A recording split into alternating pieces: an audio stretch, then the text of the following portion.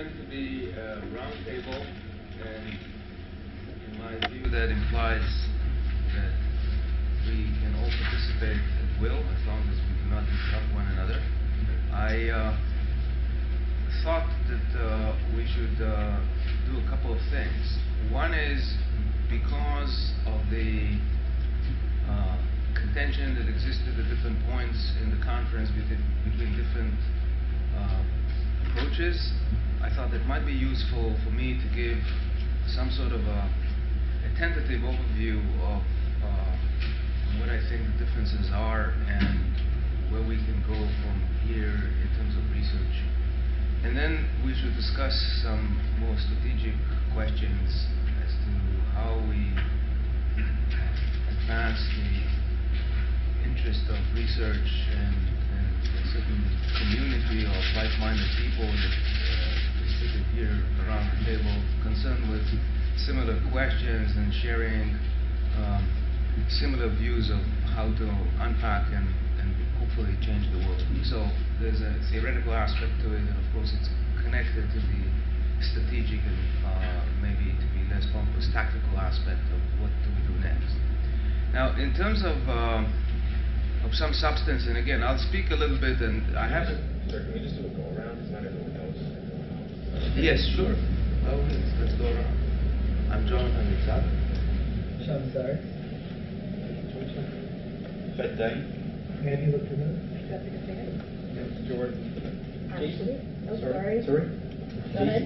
Jason. I'm Ashley. I'm Nicholas. Alden Ostich. David Hines. Jessica. David Luzich. Ryan Troy. Joseph. Okay.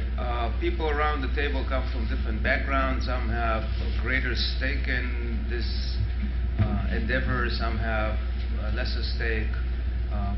And we are united in the sense that we are interested in it. So for that reason, I think some theoretical commentary might be useful, especially in line of the debates we had over the past few days, as well as questions that were raised very politely by people who are sympathetic to the idea of capital as power, nevertheless insisting that there are different issues that need to be amplified, expressed, and so on. So I will begin by giving an illustration of what I think might be different understanding of a similar phenomenon from different theoretical viewpoints. And the one I'd like to utilize is the movement of the price of oil. Oil is a very important commodity.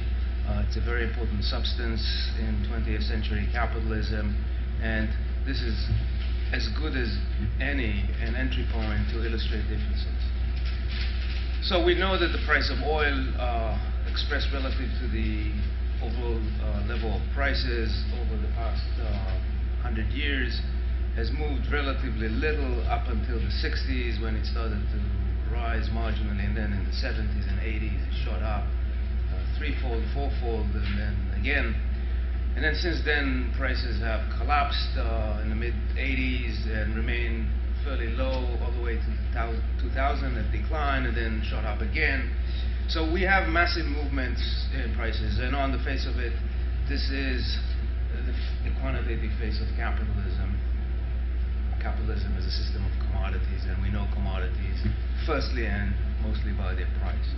So a Marxist who would approach that, a Marxist who is true to the labor theory of value, would approach it from a perspective of values. And we have studies like that. For instance, Cyrus Binner wrote on oil prices in the 80s and basically explained the rise of the price of oil by the fact that the cost of production is rising in labor terms. The problem with that approach is, what do you do with the period that followed? Oil prices have collapsed.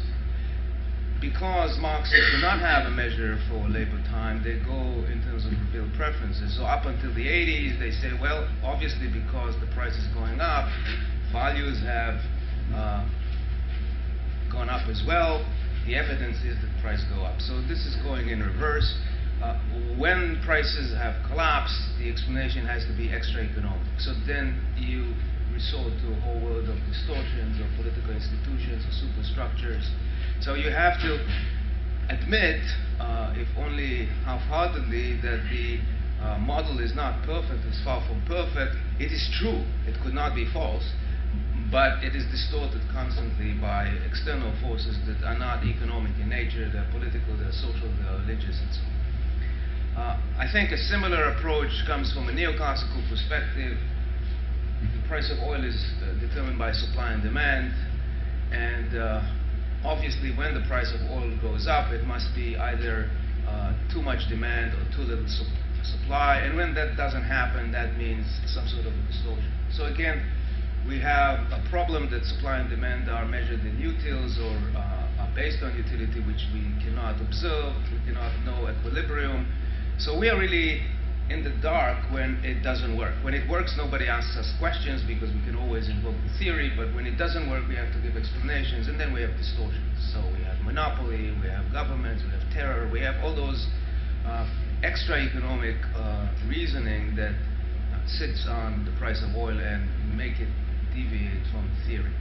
Now, our approach to it was trying to say something different. Prices are a reflection of capitalization, and capitalization is a reflection of power, and you can build a whole qualitative story around the movement of prices.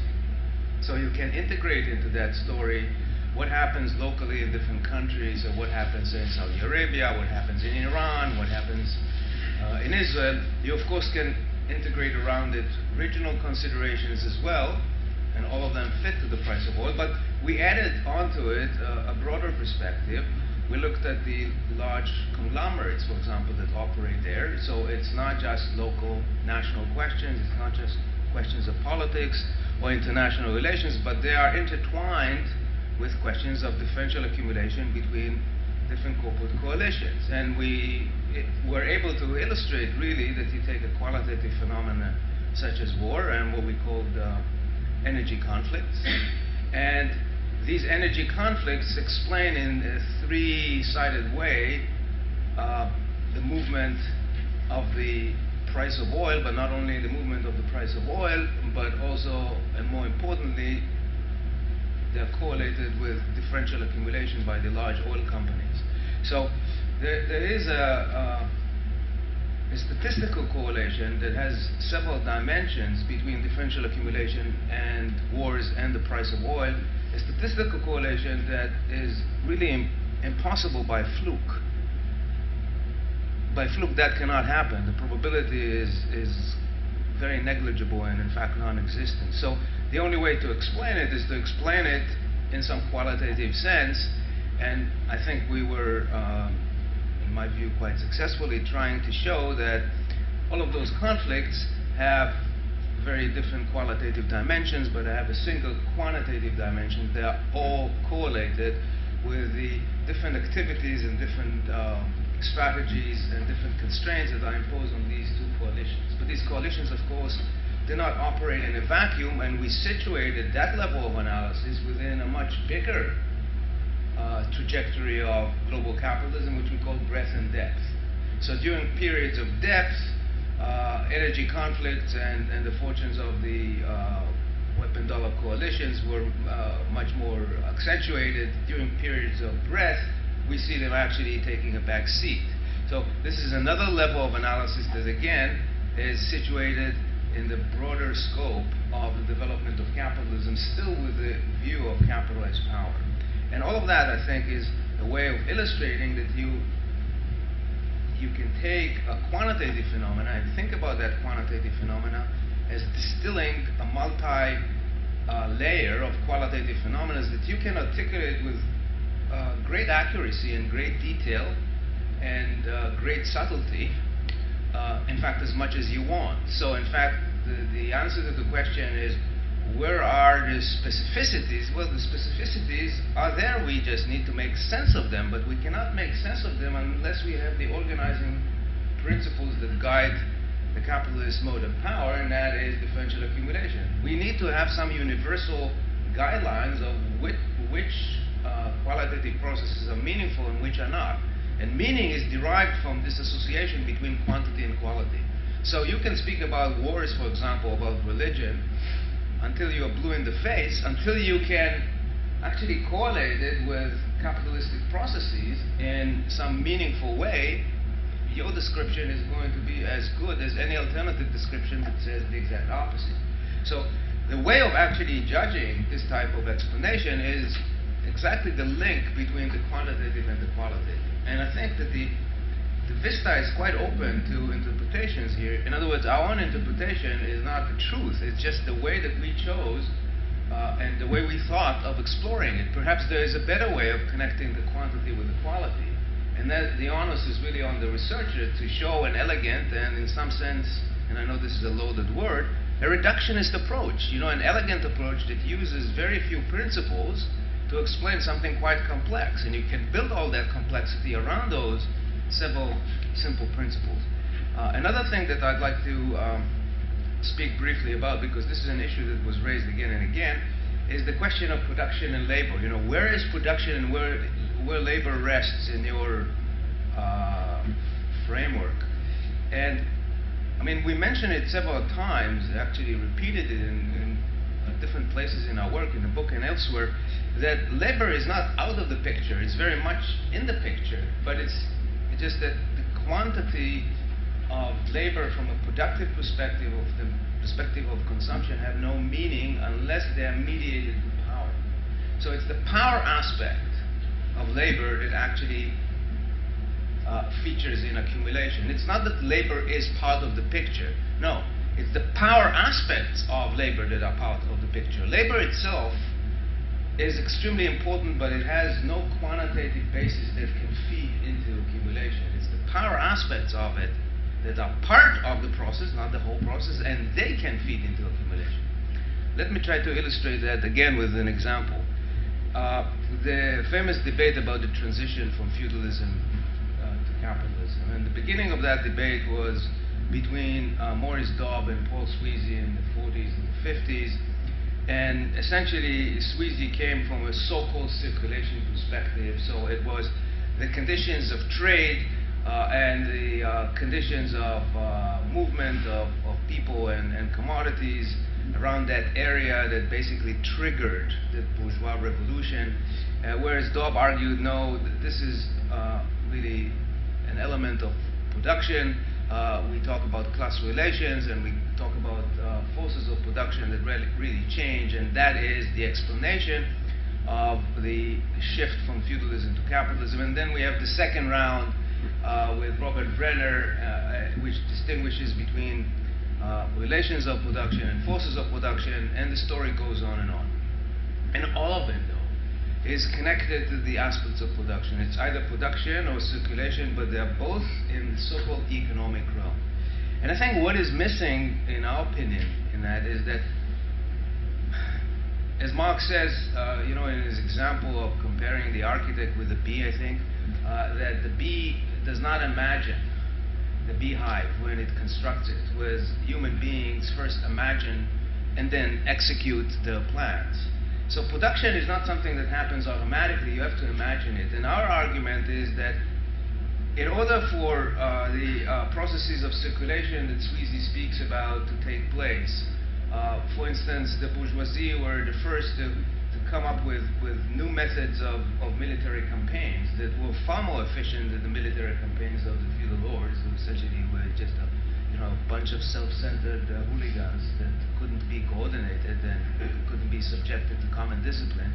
And the bourgeoisie could create those very efficient armies that were called communes, and essentially plan their military capabilities, plan very short supply lines, and all of the things that have to do with infrastructure and logical, rational application that the feudal lords were unable to actually master because most of them were really illiterate.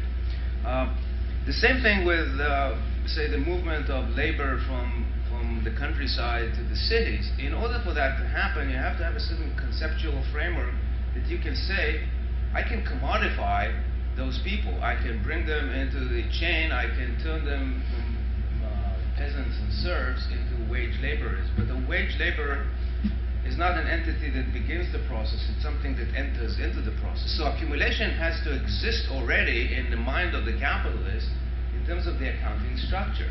Even if capitalization doesn't exist as it exists today with all the kind of precise mathematical rituals, it already is built on forward-looking idea. I'm advancing m and I'm getting m plus m, and I know what I'm going to get because I have some sense of what is being on offer, and I can start to compute and compare rates of return. All of this requires, a double entry accounting system. It requires experimentation with corporations, with limited liability enterprises that started to emerge much earlier.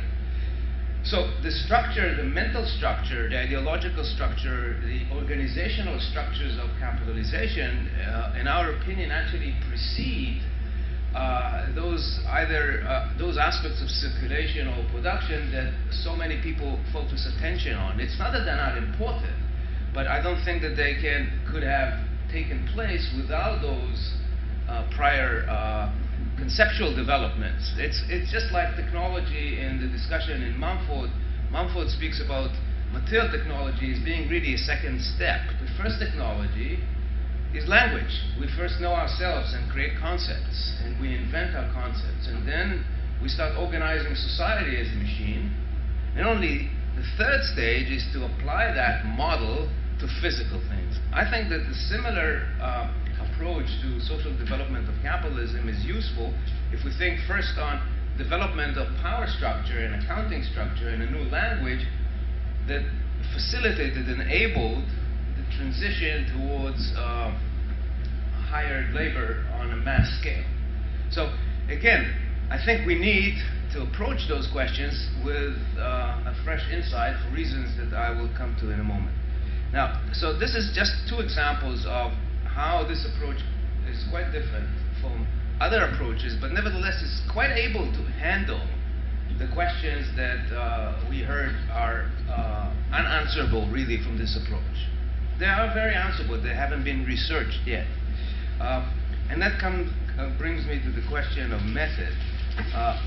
You can attack a scientific method on two grounds, I think, at least if I approach the question very schematically. First, you can attack the logic of your system. So if you argue that there is a logical inconsistency, a logical contradiction in the method that you use, and that means that you make logical assumptions that are false before you even apply the method, the conclusion is that whatever conclusions you draw, once you apply that method, they will be wrong because you use a contradictory structure. That's one critique.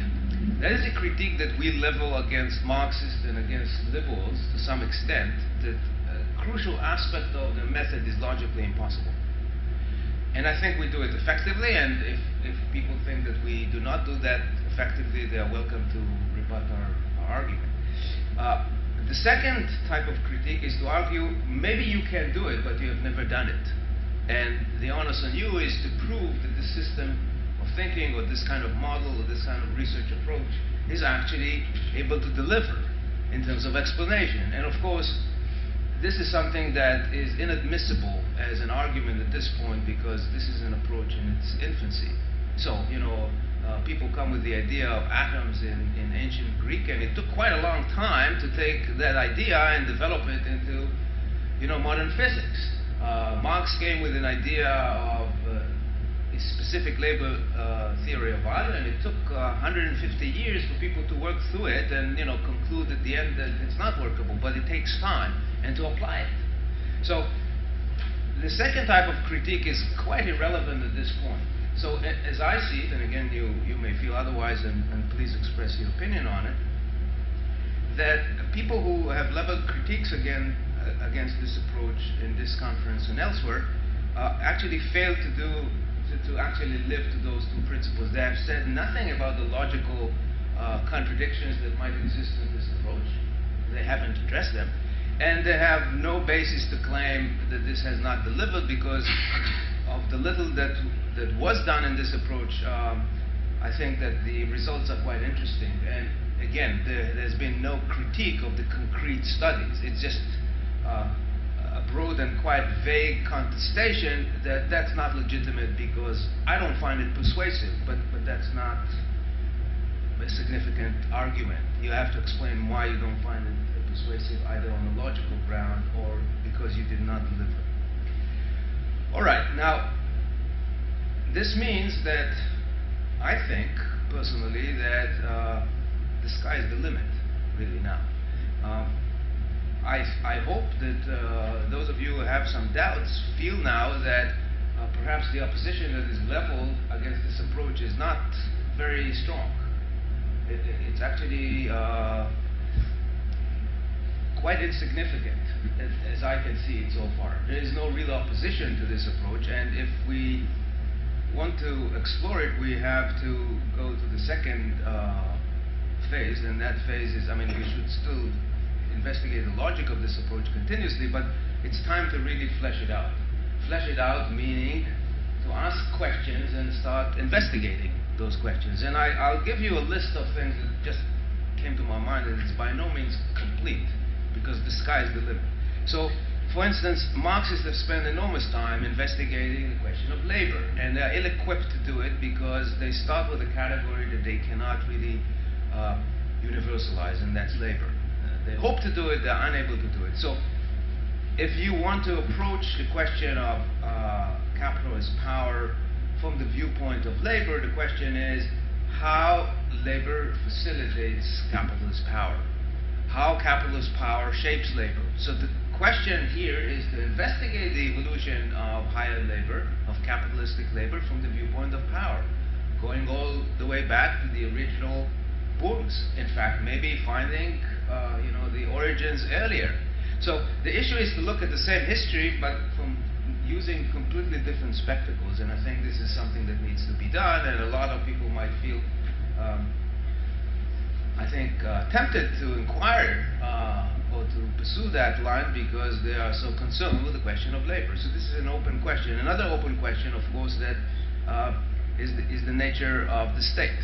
And I know this is a very contentious question. Again, this is something that is worthwhile investigating. We made some cursory claims and trying to formulate our thoughts about it based on the limited work that we did on Israel and the limited sort of history of capitalism that we know, but this is by and large still an unresearched area. So it's worthwhile to understand to investigate in order to understand the different forms of state that exist and what does it mean, the capitalist state, from the viewpoint of power. I think that Joe Francis in the London School of Economics is doing work on that, using Argentina as a case study. Technology, again, if you examine technology from a technological perspective, you are confronted with a whole array of qualitatively different processes, which will remain qualitatively different. What we need to do is to construct that analysis of those qualitative differences, not in terms of utils or labor time, which is not possible, but to do it in terms of power. So again, technology is a huge field. We know that trillions of words have been written on it, but very, very little was written about it, not from the view of power, because there is some literature on it, we know, but from the view of capitalist power.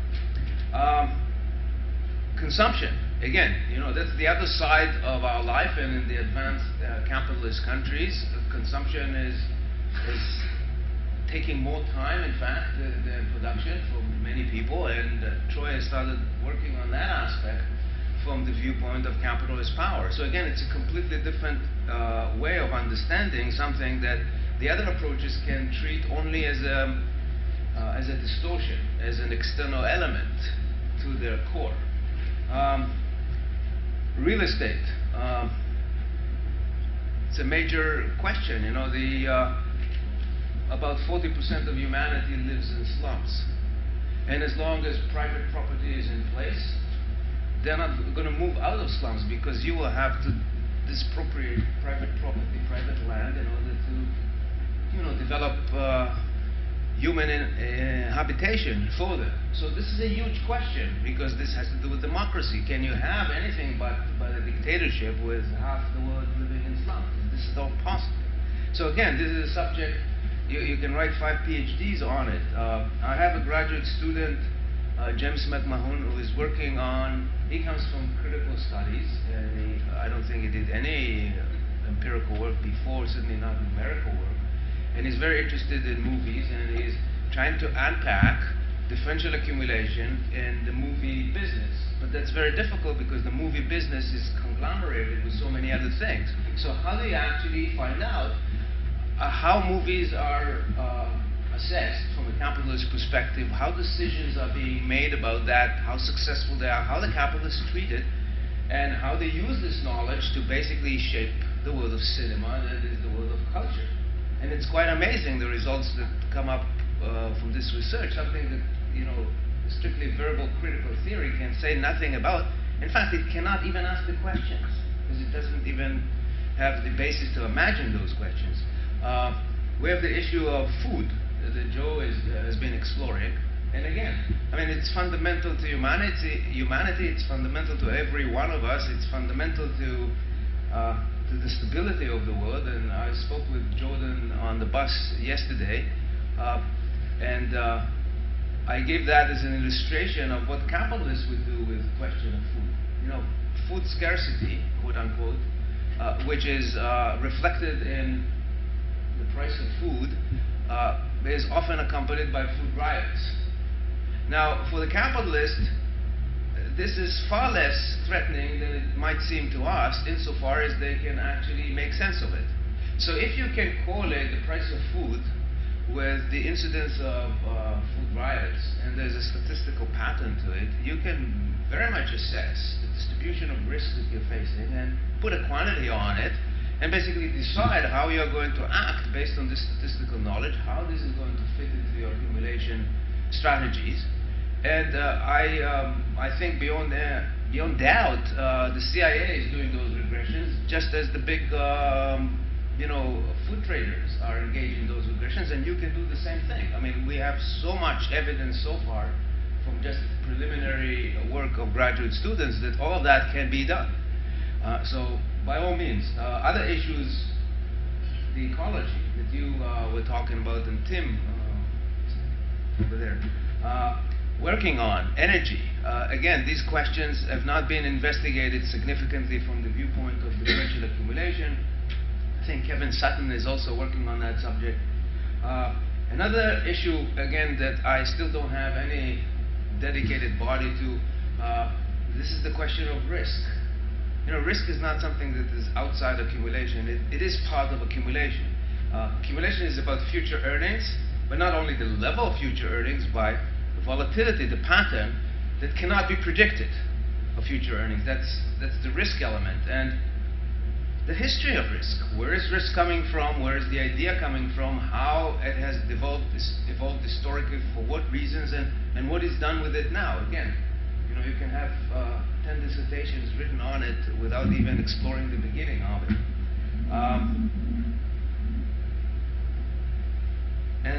I mean, I can go on, and I'll just mention in passing the issue of debt. So we're dealing with states, we're dealing with debt, we're dealing with the first form of commodification, the commodification of state power. Sende is working on that subject, but it's a drop in the sea still. So how do we deal with debt as a form of accumulation and a fusion of state and capital, something that began as a fusion and became ever more so a fusion? This relationship, again, is going to amplify and flesh out the argument of regarding what is capital, what is state, what is government, how do we kind of organize them conceptually in relation to one another. Unless we investigate that qualitatively versus quantitatively, it's very difficult to say anything meaningful beyond putting a collage. And we're seeing it all the time, the collage method. You know, you basically stick things and you connect them with obviously and surely. And that becomes your argument. And I can then ask somebody else to rearrange it and use the same words, and you have another system of thought. But that's not a system of anything. It's an explanation of nothing, because it basically rests on forcing your ideas on somebody else without actually demonstrating any pattern, any logic, any order. Many people work on specific countries, so I have a few students, Korean students, say, work on Korea, Jung Park, and Gibbon Hong, and and Sean Starr, they are all working on specific segments, geographic segments or political segments of the global political economy. And we have people working on the history of credit. Thank you very much. Off to California. Thank you. Thank you very much, Andrew. So again, this is the beginning, I think, and I sincerely hope that there will be more people who will basically take the plunge and risk something in order to find something true about the world, because unless you are convinced that you have something true in your hands or in your head, it's very difficult to act. One reason that Marxists, I think, have lost the ability to act is because they don't believe their own theory. Gun to head. If I can see into your head, and I will kill you if you lie, and I will spare you if you tell the truth, I don't know how many Marxists would claim that they actually fully understand the world, that they really have the right way of understanding the world. They've lost their confidence, I think, in many respects. Now, maybe I'm making the point a little bit too strongly, but I think that there's a big grain of truth that Marxists have lost their self-confidence because they have lost the unifying principle of a theory, and because as a consequence of that, you have state theories and culturalists and economists, and they don't even speak to one another, and they even do not know what the questions other people are investigating. Well, that's a very fracturing experience, and it removes and undermines your confidence. Now, in summary, I would like to say that Marx was concerned with an alternative accounting system, accounting in the grander scheme of things. If you are to devise a new society, you have to devise a new language, a new set of concepts. And that society, if it's to be based on planning, has to have the tools. Planning has to be quantitative. Right now, or up till now, most of the quantitative organization has been based on force and power. We need a quantitative method that is based on direct democracy, if possible. And that is the real challenge, how to develop an alternative accounting system with which we can actually conceive a different world. And I think that all of these questions feed dialectically into developing that alternative, because if you see how things work and you say, all right, now it works this way, how can it work otherwise? But unless you know how it works, you can never negate it. Unless you convince yourself that this is how it works, and repeatedly it works this way, so it makes sense, so it is dominating the psyche. Let's think of an alternative. You first have to know how it works. If you do not understand how the IMF works, in which context, you can never offer an alternative to the IMF, besides, standing with flags and basically contest the IMF. But contesting is not the same thing as revolutionizing. Here you have to come with an alternative. So, more or less, I think that this is what I came with from this conference. If we want to change the world, we first have to, or together, we have to really articulate it in a more convincing way to ourselves, and we are just beginning to do it. So I hope that motivates you to continue. And what I thought is that we can first open this to a discussion, if you want to talk about those theoretical questions or research questions, and also think about some possibilities, significant steps for the next period.